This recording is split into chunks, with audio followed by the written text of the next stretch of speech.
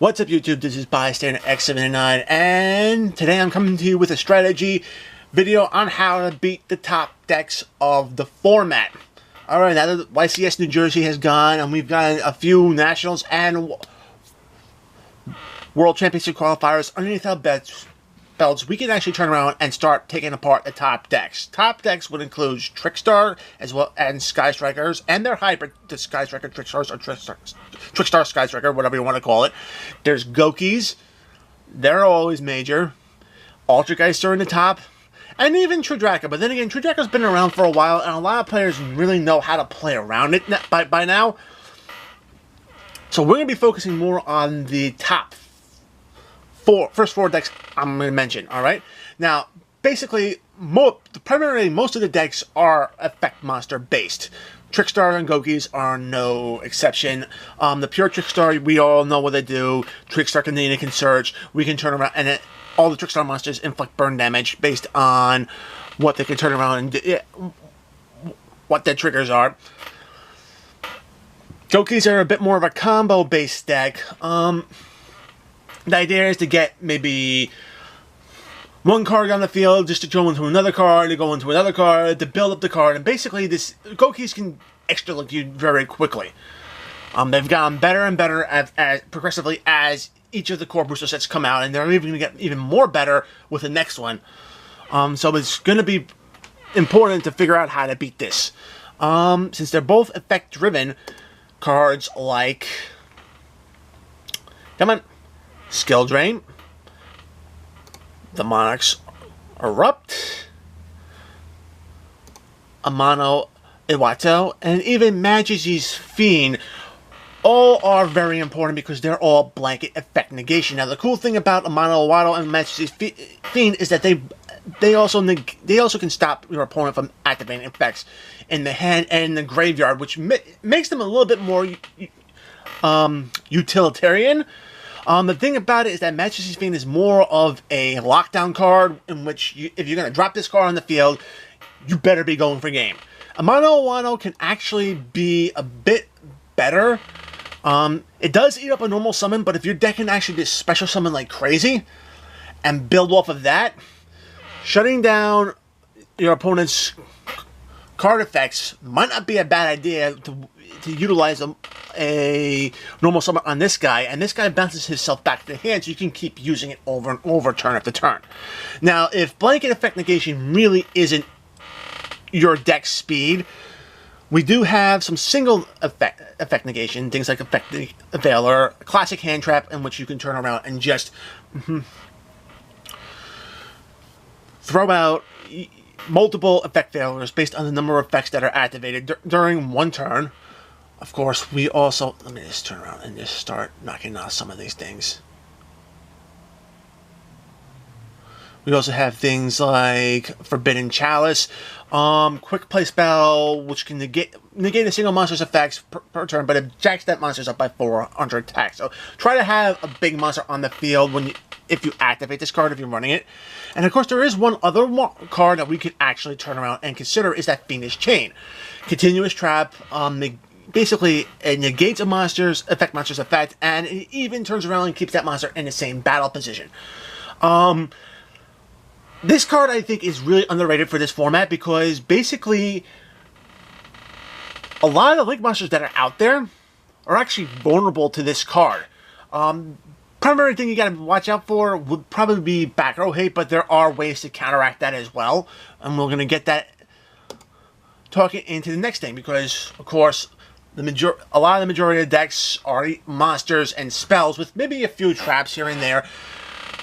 Considering that a lot of the decks are running a large majority of spells, going with anti-spell strategies would be a great thing. So, blocking spells like Trickstar Light Stage, which can search, which can add extra burn damage, and can even deal with back row.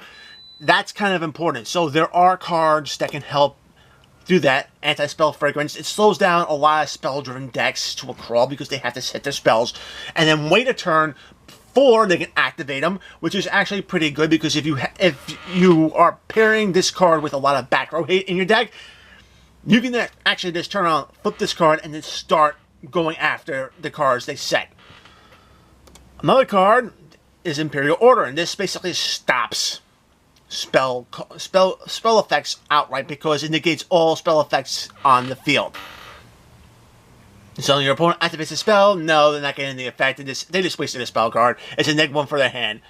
One of my personal favorites that I think that's also underutilized is this card, Curse-Seal, the Forbidden Spell. In a format where we have a lot of decks that are big on having a lot of spell cards, this card is very great as a tech card because it's a counter trap which makes you discard a spell card from your hand, but you can negate the activation of the spell card your opponent's trying to activate, and then every other copy of that card that you just negated is a dead card. So imagine using this against something like Trickstars, where you turn around and negate their light stage, or even negate their scapegoats. It makes it very hard for them to actually to do what they need to do. Scapeguard hurts, especially in Trickstars, because they can't extend the extra deck like they want to. Light stage, the extra burn damage is done, and them trying to pick off back row is also hurtful as well. Sky Strikers, hit Mobilize Engage, and the deck slows down to a crawl. You can hit Widow Anchor, which turns around and takes out their primary defensive card. And if you want to target Hornet, which is their alternate monster summoning card, you just basically shut down their deck. You can basically shut down their deck like that.